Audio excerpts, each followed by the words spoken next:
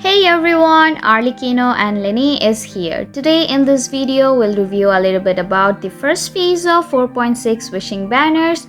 We'll review the weapon banners alongside with all the 4 stars we are getting in this update. And most importantly, answering the questions, is this the banner as a F2P should you pull for, or if this the banner will benefit the new players in Genshin Impact.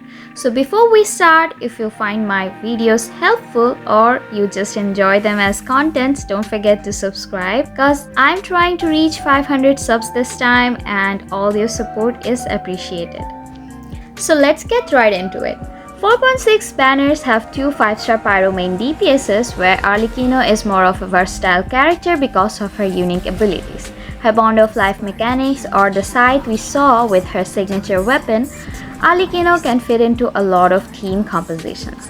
Among them, most popular would be a vape team. If you already have vape teams built up in your account, then just put her into any of those teams and she'll be doing fine. But when it comes to Arlecchino, you just don't wanna do fine, you wanna do a lot. So make sure if you're F2P that you can put her into a good team. Although she can also be a good addition to your overloaded teams, monopyro teams and double geo teams. I like to believe that Arlecchino is a great DPS character. If you need a good DPS character, then she should be a great addition to your teams. Although if you're someone like me who already have other DPS characters even from other elements, but especially pyro DPSs like Hu Tao, Diluc, Yoimiya, Klee, etc. It's not a must to get Arlecchino, but if you really like her playstyle, or for me, she is one of the most interesting characters in the game right now. With her signature weapon and the scythe, she makes it more intense. Also, she's more easier to play with than other pyro DPSs, but like all good things, she also has some downsides.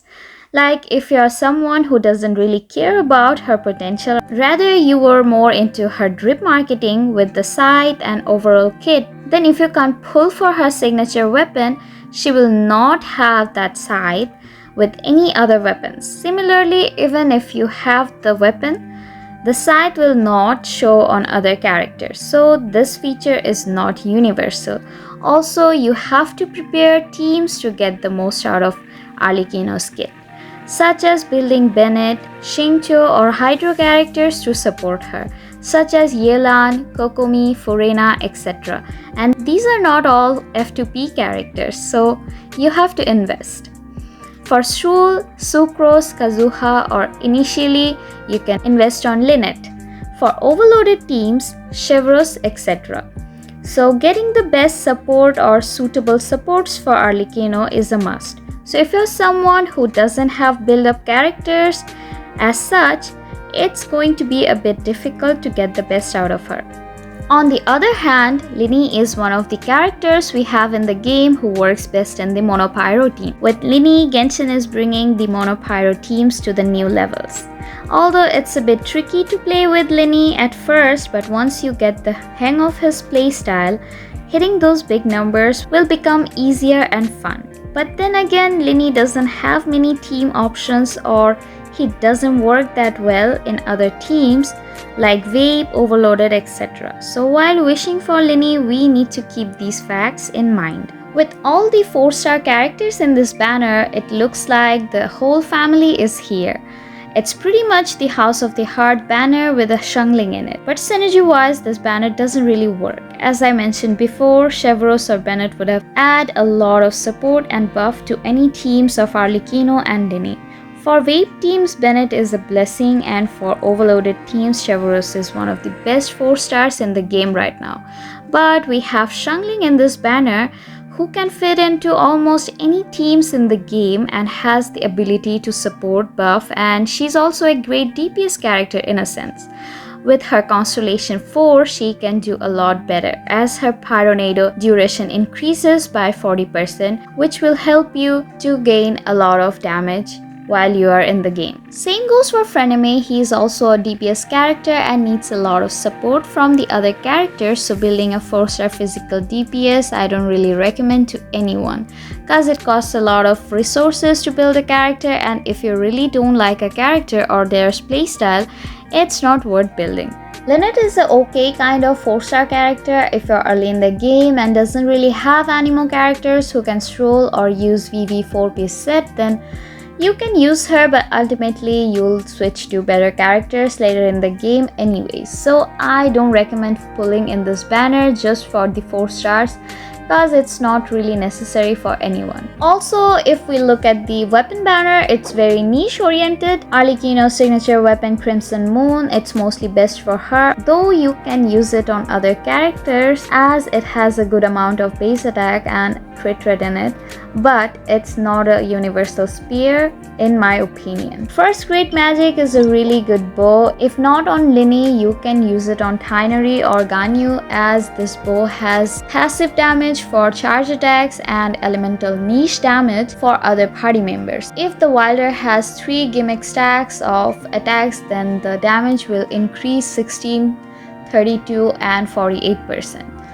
Which is a great upgrade for characters like Tinary. Moving on to 4-star weapons, Fav Warbow is a great bow, can be used on many characters. I even use it on my Fischl, although her 4-star would be the stringless, but I really like the fact that Fav Bow provides a good amount of energy recharge to my Fischl. The HP sword is not bad, it has elemental mastery passive which increases with every refinement and can be used on Nilu, Kirara or Cookie, but if you have other options, this is not a must-have sword. Dragon's Bane is a good polearm. If you're running an elemental mastery Xiangling or Hu Tao, then it's a pretty good choice for them, as this polearm also increases 20% damage against enemies affected by Hydro or Pyro. Last, no characters in the game uses a HP Claymore, so not recommended for anyone. Eye of Perception, usually I say it as a bad omen, so no comment on this one. Now, based on all the analysis of this banner, I would say for F2P or newer players, this banner is somewhat a good banner, but not the best one. So even if you want to skip it, it's totally fine because you are not losing anything. It's not a Nuvolit Kazuha banner or Furina Raiden banner. You are not missing much at this point of your game. I would rather suggest you to build your support characters at this point and then get all the DPSs to support them fully, as you'll be needing them to do a lot better than just clearing some open world challenges. To ascend powerful DPSs and their talents, you'll be required to fight powerful weekly bosses at higher levels. So if you can't give your favorite characters all the essentials they need, then most likely you're going to bench them anyway. So building strong supports and teams will provide a great boost to your game in any given time. And that's it for today, guys. If you find the video helpful, give a thumbs up and leave a comment what you think about all the analysis we did with the banner, and let me know. And don't forget to subscribe to my channel, and I'll see you guys in my next video. Magic Bye, is an art of guys. performing. This has been Lyney and Lynette's Magic Show. Thanks for watching.